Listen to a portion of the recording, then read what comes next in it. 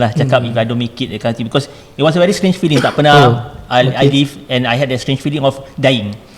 So went to hospital, doctor check ECG, check blood rate, pulse semua perfectly normal. Alhamdulillah. Okay. So what happened was, tomorrow, the next day, they asked me to go on the treadmill test semua, that kind, echo test semua. I went through. Tak ada apa-apa, Alhamdulillah. Okay, so but I still do not know what's happening to me. Okay. So after that segment, after that session, I actually got myself discharged 2 days. And then bila dah keluar, I got readmitted balik, because once I step out of the hospital, I felt a relapse, macam nak mati. So I do not know why. Okay. So after that, then I got myself rawatan alternatif lah. Met a lot of macam bomo lah, bomo cakap ada ni, bomo cakap tu, that kind of thing. Kau ada gangguan ni, kau ada gangguan tu, a lot of things lah. And of course I went through that episode of ni lah. But what was different was that in 2 weeks I actually lost 20 kg. So from 65 I became 49. In that range lah, in 2 weeks. So I couldn't explain why. Orang tengok, orang ingat ada cancer. I also thought I was ni, but doctors check blood test semua, Alhamdulillah okay lah. So I went through that box lah, macam unsure, anxiety teruk. I had to drag my bed out to the living room, because I cannot sleep inside. Once I sleep inside, I feel like I'm dying.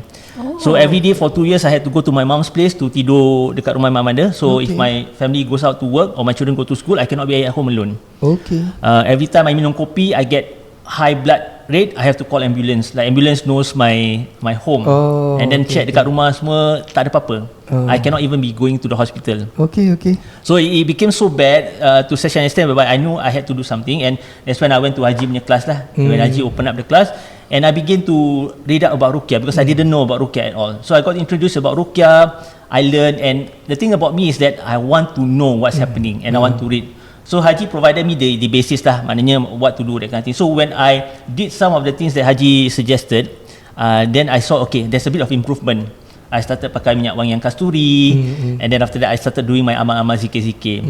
However, the thing that changed was actually when I read up dalam buku tentang penyakit ain, which I did not know at all, and that was around 2018 lah. And then dalam satu kaedah rawatan ain itu sebenarnya adalah untuk meminta bekas air wuduk ataupun bekas mandian orang-orang. So I actually went to my Facebook and look up at the pictures on that particular date, and I look at all these people in my photo too, and I created a WhatsApp group, and I added all these people, and I said that I need your mandian, I need your bekas wuduk. So these were all my soccer teammates lah. So there were 23 of them, and we collected all the air wuduk, and Alhamdulillah I have very good supportive friends lah. Diorang tak tanya pun pasal apa, and they give me diorang punya air wuduk all in one bottle 500 ml, and I mandi dengan mandian diorang semua, and Alhamdulillah within that 1 week I actually gained back my weight.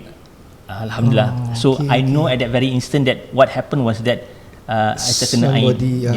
And more interestingly, as I began to read up on ain and that kind of thing, right, I call also on that particular day, I actually said these things to my friend, whereby I said, because one of my friends cannot make it to the soccer match lah.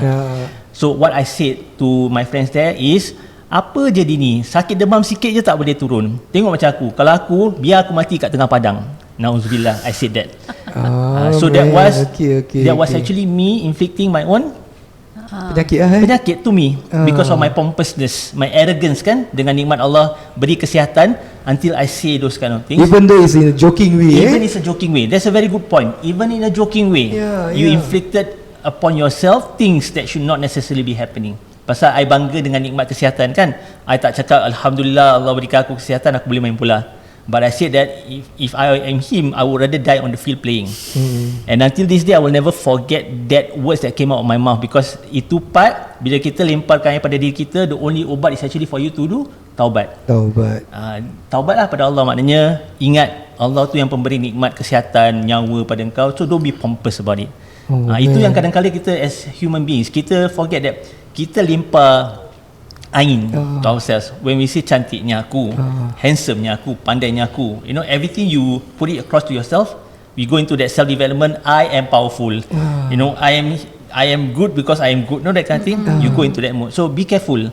You boleh melimpahkan hasad atau ain to yourself. Tapi sometimes kita cakap gitu, memang kita cakap with a friend, jokingly, because you and me know it's totally joking. Bukan kita nak riak ke, kita nak tu, this thing boleh kena juga macam ni. Again, the concept of kita mungkin cakap pasal niat kan. Again, at the point of time when you utter, kan, niat kita boleh berubah very instantly bila setan disik. action sudah Campur sikit boleh, bisikan syaitan tu happens at that very instant. So who are we to say that kita punya niat ikhlas tu is really full solid 100%.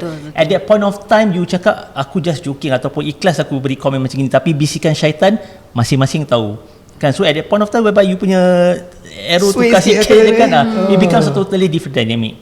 Jadi kita, I mean the lesson for me here is actually not to be pompous about a lot of things lah. Yes, the lesson for us also. Yeah. It's a good lesson. You guys, I don't know lah. Maybe you guys dah banyak cakap macam gitu, tapi at one point dalam 10 kali you cakap, satu kali kalau kena, nasib you lah So in order to elak macam gitu, kan kita kena hati-hati dengan joke kita Yeah. I think the part about joke, I mean kita masyarakat yang candi, kita masyarakat yang santai. I mean be wary lah. Maknanya memang ada hadis. The beautiful thing about hadis is that Nabi dah beri panduan.